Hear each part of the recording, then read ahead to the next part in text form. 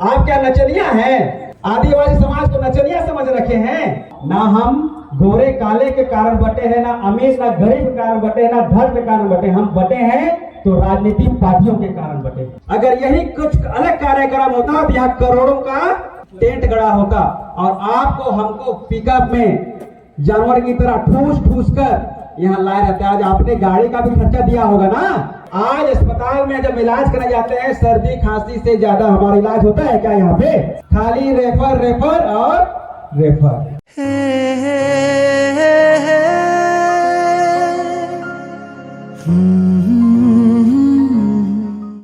बलिदान से हमें यह दिन दिया है कि आज हम खुशी मना सकते हैं। मैं आप लोगों से कहना चाहता हूं, अगर हमारे ये पूर्वज, हमारे महान नायक घर से नहीं निकलते और अपना बलिदान नहीं देते तो मैं सोचता हूं आज हम में से हर कोई गुलाम बनकर जीवन बिताते रहता। आज मैं आप लोगों से कहना चाहता हूं, मैं कोई आज भाषण देने नहीं आया हूं।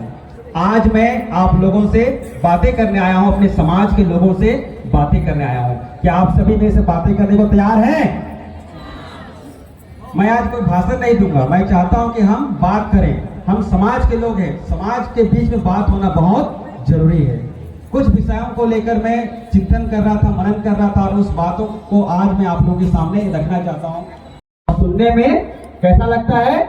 अच्छा लगता है, पर हकीकत में क्या हम एक हैं? अपने दिल में झांक कर देखिए। आज जरूर हमारे बीच में हमारे सम्मानीय 18 समाज प्रमुख उपस्थित हैं, पर क्या सच में आज हम एक हैं? इस पर मनन चिंतन करने की जरूरत है। मैं कहना चाहता हूं, आज हम वास्तव में क्यों बटे हैं? इसको कभी आपने कभी सोचा कि हम क्यों बटे हैं? क्या वो गोरा है मैं काला हूं, वो अमीर है मैं गरीब हूं, या धर्म के कारण हम बटे हुए हैं? मैं आप लोग स्पष्ट कर देना चाहता हूं, ना हम गोरे काले के कारण बटे हैं, ना अमीर ना गरीब के कारण बटे हैं, ना धर्म के कारण बटे। हम बटे हैं तो राजनीतिक पार्टियों के कारण बटे हैं।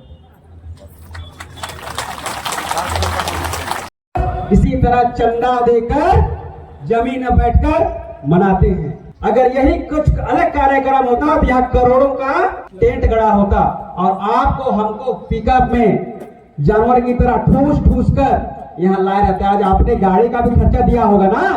तो यही बात हमें मनन चिंतन करने की जरूरत है। आज जशपुर जिला में 3 सीट किसके लिए है? हमारे आदिवासियों के लिए। चाहे वो ए पार्टी का हो चाहे बी पार्टी का, विधायक कौन बनेगा? आदिवासी ही बनेगा।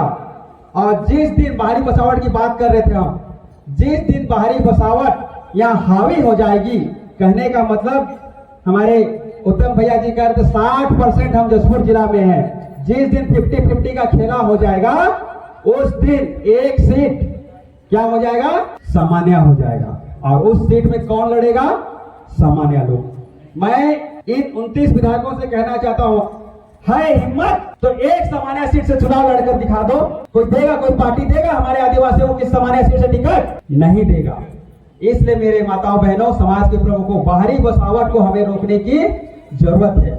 आज जशपुर जिला में 3 विधायक अभी से नहीं है, कई साल हमारे उत्तम दादा कह रहे थे 1950 से सरकार बन रही है। मतलब 1950 से आज तक विधायक कौन बना यहाँ पे? एक आदिवासी। और यहाँ की स्थिति हम देखते हैं कैसा है, ना अच्छी सड़क है, ना अच्छा स्कूल है, ना अस्पताल है।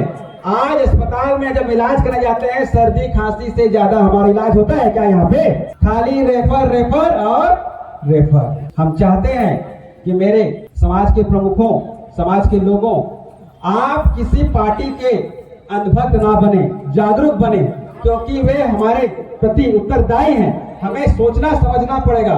हम पीढ़ी दर पीढ़ी क्या कर रहे हैं? उनके गुलाम कर रहे हैं। मैं कहना चाहता हूं कि एक पति अपने पति को धोखा दे सकती है, एक पत्नी अपने पति को धोखा दे सकती है, एक बच्चा अपने माता पिता को धोखा दे सकता है, एक गर्लफ्रेंड एक बॉयफ्रेंड को धोखा दे सकता है।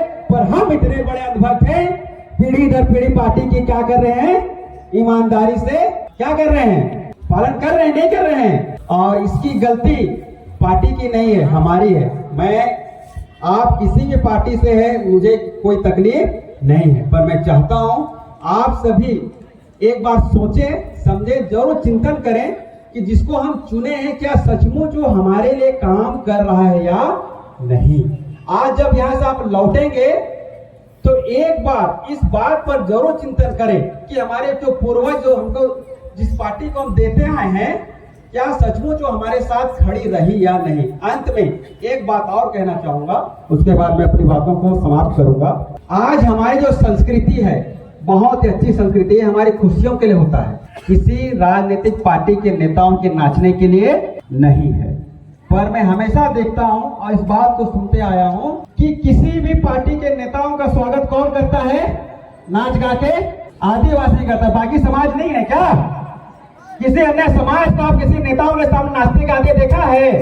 फिर आप क्यों नाचते हैं? क्यों नाचते हैं आप क्या नचनिया हैं?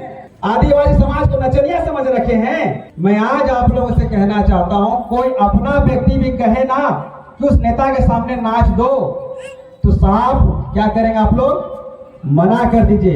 ये संकल्प लेना चाहते हैं? एक बार हाथ उठा के बताइए, नाचना चाहते हैं? आज के बाद मेरे आदिवासी समाज के माताओं बहनों और मेरे पिताओं, किसी भी नेता के स्वागत के सामने नाचने की जरूरत नहीं है। और आज के बाद मैंने कहीं किसी को नाचते हुए देख लिया तो ये समाज निर्णय लेगा।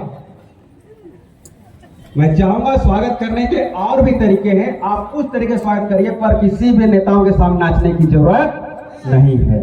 बातें बहुत है पर समय कम है, विचार बहुत है, पर मैं अपने बातों को यहीं से विराम देना चाहूंगा। अंत में यही कहूंगा, हम धर्म और राजनीति से ऊपर उठकर अपने आदिवासी पहचान एकता को मजबूत करें। यदि हम आपस में बढ़ गए तो समझ जाइए हम मिट गए। आप किसी भी पार्टी से रहे, किसी भी धर्म में रहिए, हम सब एक हैं। एक तीर एक कमान। बहुत बहुत धन्यवाद।